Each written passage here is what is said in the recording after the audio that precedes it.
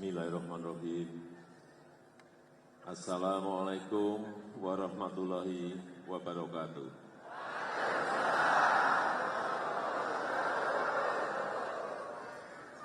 Selamat pagi, salam sejahtera bagi kita semuanya. Om Swastiastu, Namo Buddhaya, salam kebajikan. Yang saya hormati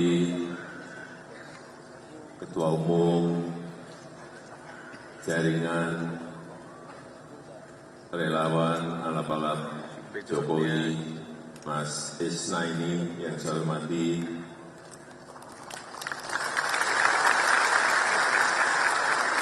beserta seluruh jajaran pengurus dan seluruh relawan yang pagi hari ini hadir.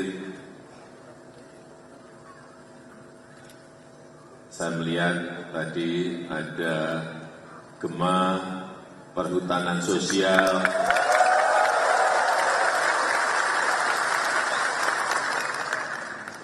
masalah di urusan ini sangat banyak sekali yang sudah kita mulai tahun 2015 sampai sekarang, yang sudah bisa didistribusikan dalam reforma itu ada 6,3 juta. Tapi masih jauh dari target kita itu 12 juta. Jadi memang masih ada pekerjaan besar yang harus kita selesaikan. Ada juga Impayang PKI,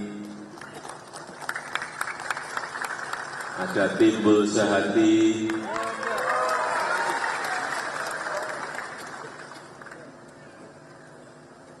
apalagi Banpol,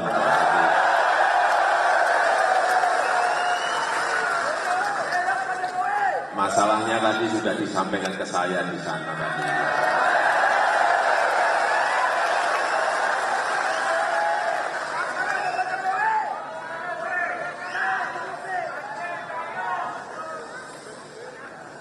Hadir di sini juga Mas Giring,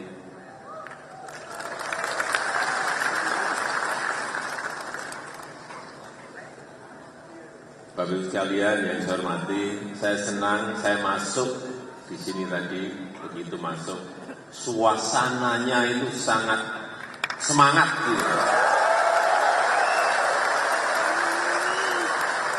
Suasana itu penting, masuk adem, gak ada semangatnya, waduh ini ada apa. Tapi kalau masuk semangatnya sudah tinggi, ini menunjukkan bahwa relawan itu betul-betul pada posisi siap, benar.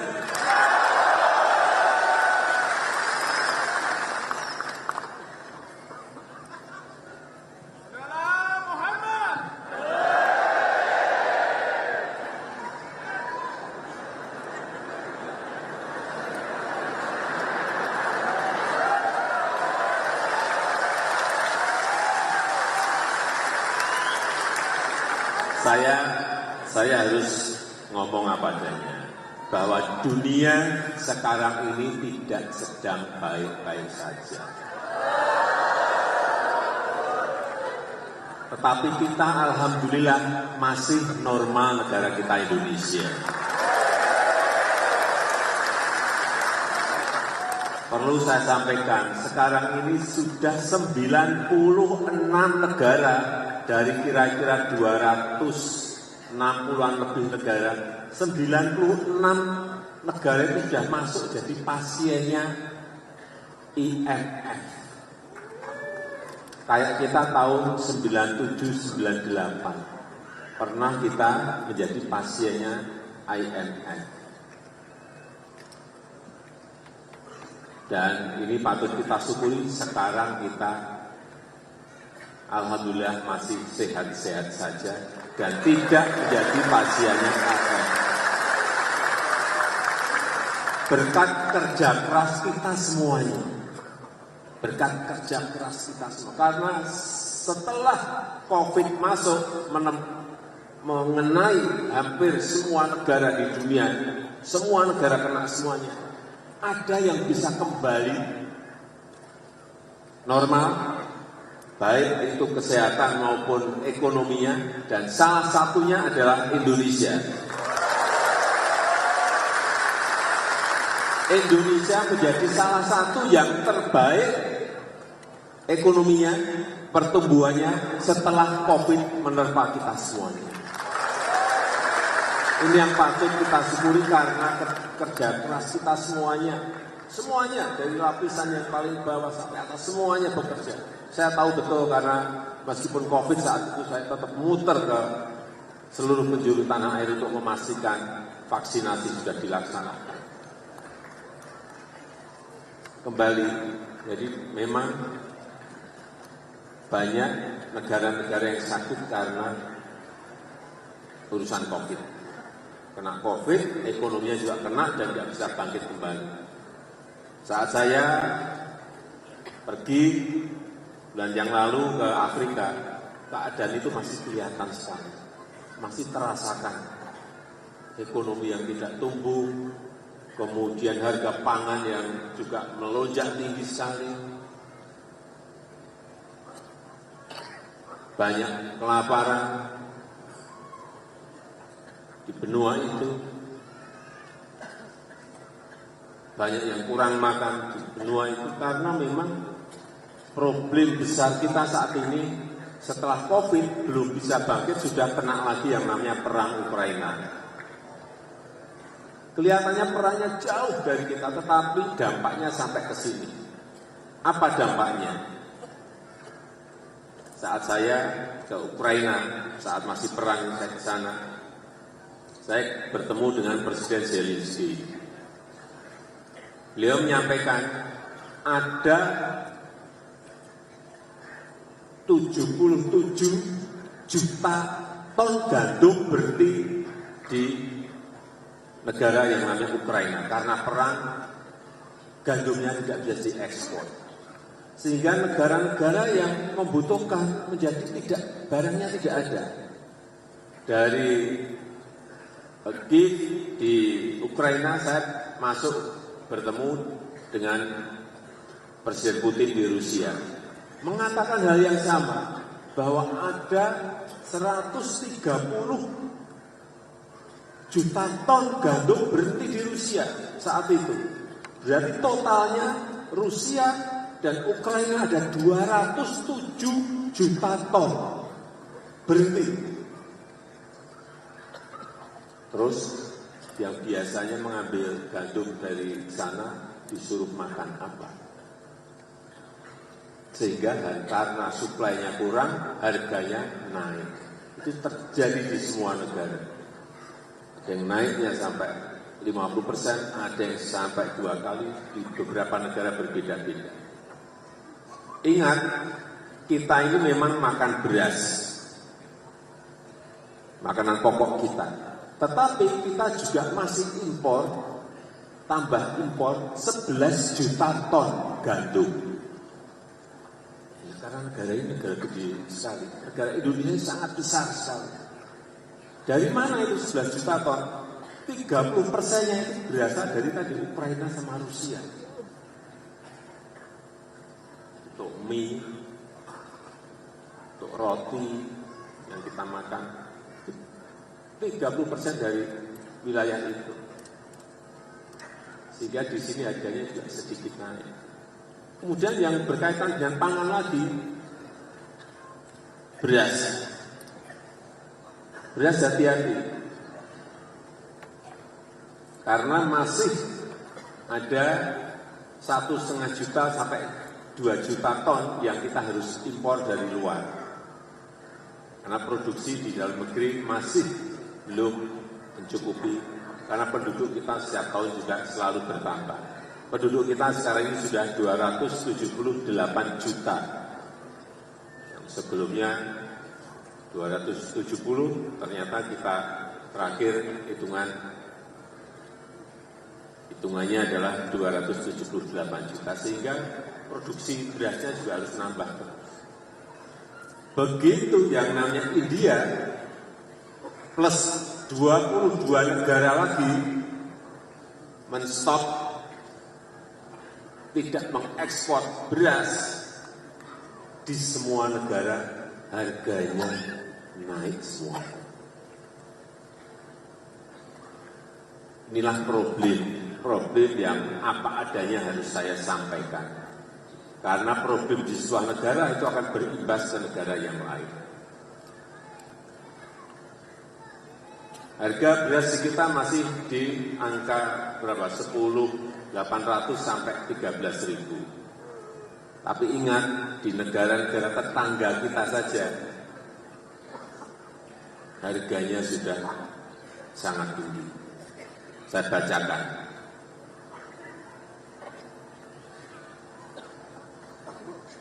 Misalnya, di Singapura, rata-rata harganya sudah 21.600. Di Brunei, harganya sudah mencapai rata-rata 37.000. Di tetangga dekat, paling dekat yang gandeng dengan kita, Timor Leste, harganya 20.000. Kita masih 10.800 sampai 13.000, tapi memang harganya naik. Tapi globalnya, harga globalnya memang seperti itu. Kita akan terus berusaha menekan agar harga terus kembali turun dan menjadi normal kembali.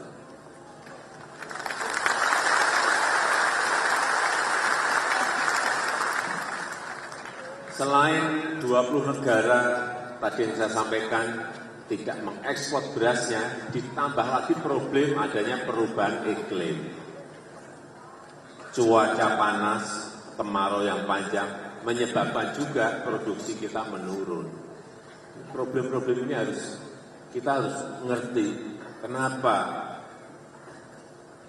ada sebuah kejadian, pasti ada masalahnya, ada sebabnya.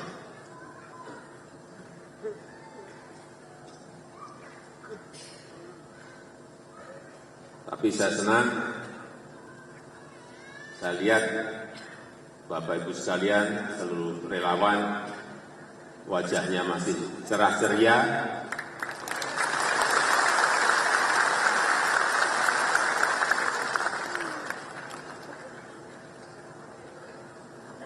Dan 6 bulan yang lalu, seingat saya, kita juga sudah memberikan bantuan setiap bulan 10 kilo beras kepada 21,3 juta masyarakat kita. Kemudian kita ulang lagi September, Oktober, November ini juga akan kita berikan bantuan 10 kilo beras ke 21,3 juta masyarakat kita. Untuk meringankan beban yang ada, karena sepanjang APBN kita masih ada ruang, pasti itu akan kita putuskan. Yang kedua, yang berkaitan dengan 2024.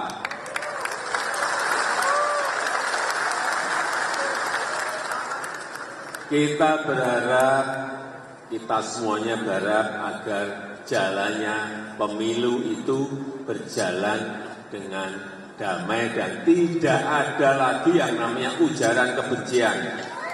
Setuju? Tidak ada lagi yang namanya hoax, kabar bohong. Setuju? Pemilu harus kita jalani dengan riang dan gembira. Setuju?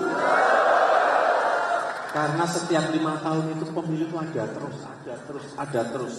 Kalau setiap pemilu saling membenci, saling menfitnah, saling menjelekkan, saling merendahkan, kapan bangsa ini akan menjadi bangsa yang besar? Karena bangsa yang besar itu kalau kita kuat persatuan kita. Kalau negara ini mau menjadi besar, harus memperkuat kerukunan di antara kita. Jangan sampai pemilu membuat kita terpecah belah. Setuju?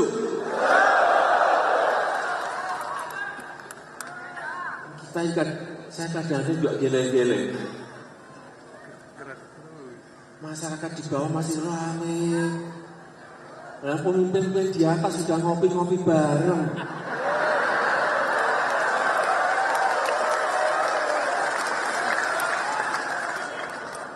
Yang di atas sudah makan bersama, yang di bawah masih usah ramai. Tolong saya minta bantuan Bapak Ibu seluruh relawan agar seluruh relawan ini menjadi sistem pendingin yang membuat suasana adem di bawah. Setuju? Jadi kalau ada yang sedikit panas-panas segera disiram air biar dingin. Kalau ada ribut-ribut kecil di bawah segera ambil air didinginkan. Beri wejangan, beritahu bahwa pemilu itu akan terus ada setiap 5 tahun. Siap? Siap? Nah, mengenai pemimpin yang kita pilih, nah ini hati-hati memilih pemimpin. Tantangan ke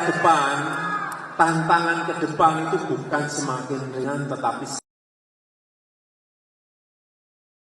sedang baik-baik saja. Adanya perang, adanya perubahan iklim, adanya krisis pangan.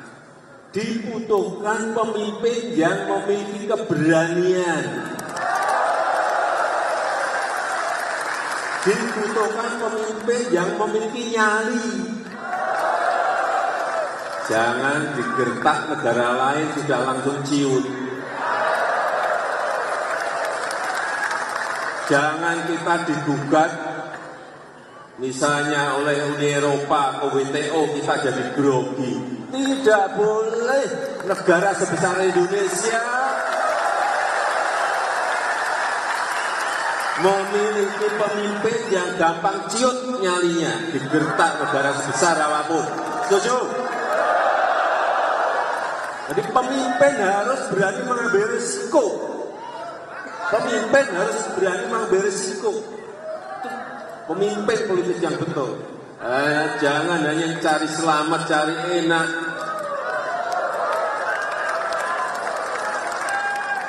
Menikmati nikmatnya, enaknya duduk di istana, tidur di istana.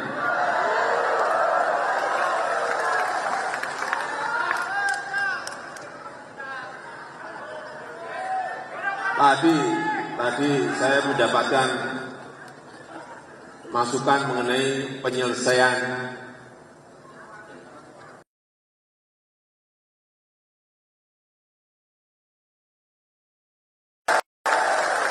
tadi ada usul yang berkaitan dengan HGI swasta, memang sebaiknya diberikan sertifikat komunal saja. Sertifikat bersama-sama itu usulan. Nanti akan saya kaji. Kalau memang itu baik, ya akan kita berikan. Biasanya memang usulan bahwa usulan dari rakyat itu biasanya memang baik untuk diterapkan di lapangan.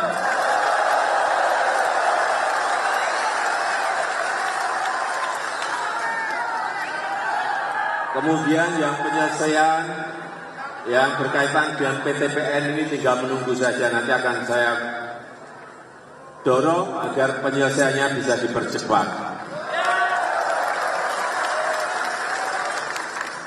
Kembali ke kepemimpinan nasional kita. Jadi tantangan ke depan itu sangat sulit sekali. Tadi sudah saya sampaikan, dunia yang tidak sedang baik-baik saja, perang, perubahan iklim, krisis pangan. Sehingga dibutuhkan kepemimpinan yang punya nyali, dibutuhkan kepemimpinan yang berani, dibutuhkan kepemimpinan yang berani mengambil risiko. Untuk siapa? Untuk rakyatnya, untuk negaranya, untuk bangsanya.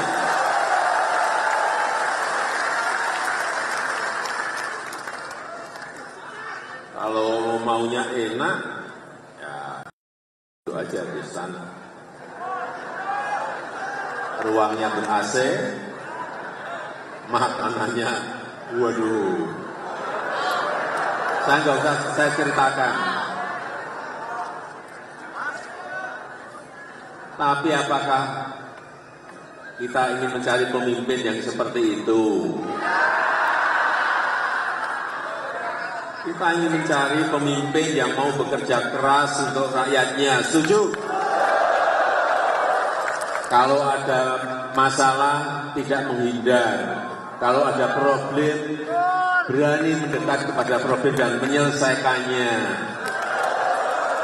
Ini negara besar, Bapak Ibu sekalian. Ini negara besar. Dari Sabang sampai Merauke itu negara yang sangat luas, negara dengan penduduk yang sangat besar. Jangan dibandingkan dengan negara-negara kecil yang mengelola jauh lebih mudah.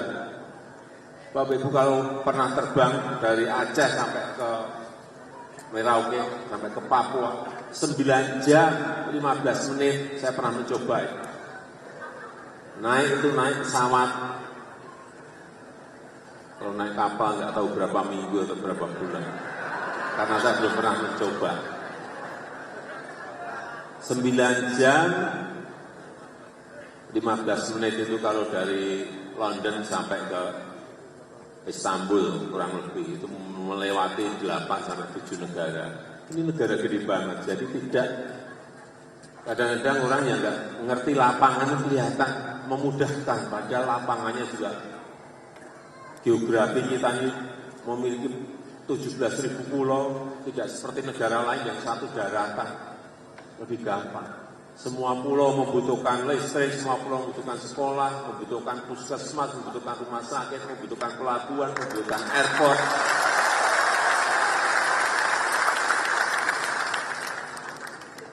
Bukan gampang. Ya dan Bapak Ibu bayangkan, harus menyiapkan infrastruktur, baru infrastruktur saja. Infrastruktur di 17.000 pulau yang kita miliki. Nggak ada negara yang memiliki pulau sebanyak kita ini, nggak ada. Yang membutuhkan semuanya infrastruktur, membutuhkan jalan, membutuhkan jembatan, membutuhkan airport, membutuhkan pelabuhan. Belum logistiknya. Bensinnya, minyaknya harus sampai sana, berasnya harus sampai sana, garamnya harus sampai sana, bawangnya harus sampai sana. Benar? Bapak Ibu bisa bayangkan betapa sangat rumitnya mengelola negara ini.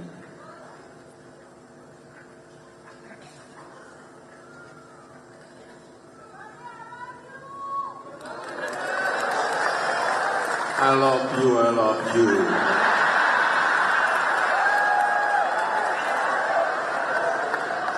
Jadi kembali, terakhir saya minta kita semuanya menatap masa depan dengan optimis, karena kepemimpinan ini hitungannya dari lembaga-lembaga dunia, baik Bank Dunia, World Bank, baik itu IMF, baik itu OECD, baik itu McKinsey, itu sudah berhitung bahwa Indonesia ini akan masuk menjadi negara maju itu kurang lebih 20 tahun sampai 25 tahun yang akan datang. Oleh sebab itu, dalam 3 kepemimpinan ke depan itu sangat menentukan sekali. 2024, 2029, 2034 itu sangat menjadi krusial dan kunci negara ini bisa melompat maju atau tidak. Oleh sebab itu, kita semuanya harus berhati-hati memilih pemimpin di 3 periode ini. 2024, 2029, 2034.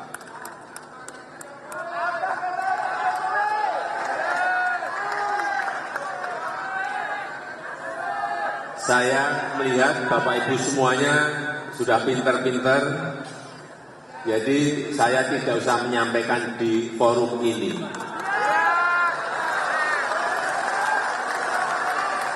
Tidak perlu saya sampaikan, tapi Bapak Ibu semuanya sudah ngerti dan sudah tahu.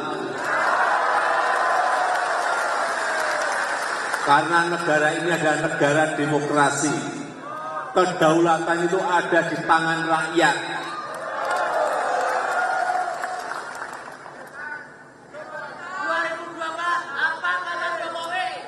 Saya rasa itu yang ingin saya sampaikan dalam kesempatan yang baik ini. Saya sangat menghargai, ini banyak yang hadir dari Pamekasan, dari Sukabumi, dari Batang, dari Pekalongan tadi saya lihat, dari Jawa Barat, Jawa Tengah, Jawa Timur, dan juga ada yang beberapa dari Papua tadi saya lihat. Saya ingin mengucapkan terima kasih yang sebesar-besarnya atas peran saudara-saudara dalam pembangunan negara yang kita cinta ini. Saya tutup, terima kasih. Wassalamualaikum warahmatullahi wabarakatuh. Terima kasih. NKRI Pancasila. Terima kasih. Wassalamualaikum warahmatullahi wabarakatuh.